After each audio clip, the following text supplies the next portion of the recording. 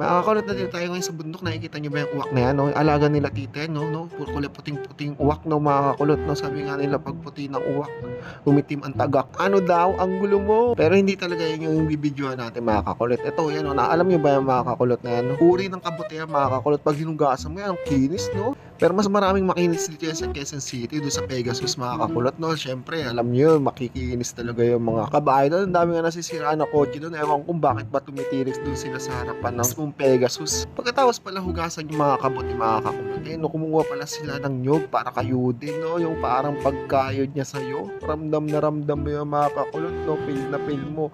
Pero nakakapagod din yung mga kakulot kasi mano-mano yung kayudan eh. Siyempre, pagkatapos yung magkayudan, mga kakulot, siyempre kailangan nyo naman magpainit, mga kakulot, no? Hintayin lang natin ng ilang minuto yung mga kakulot yung kabuti na pinapainitan natin. Yung kinis, no? Sobrang kinis yung mga kakulot. After mainitan yung mga kakulot, lalambot na yan. Parang yung ano mo, ito yung masarap na part, mga kakulot, habang nagpapainit kayo kanina, mga kakulot, ngayon babayo-bayohin na yan, mga kakulot na tito. Ay, nung binabayo-bayo na, no?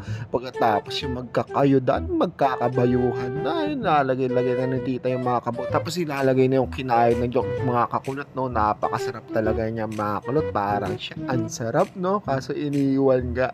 Kala nyo, ang dali lang magtinitignan ng mga kakulot. Habang patagal na patagal yung mga kakulot, lumalagkit. May naalala na naman sila sa mga lumalagkit, mga kakulot. Pero nga, sabi nga ni tito, habang lumalagkit, lalong sumasarap.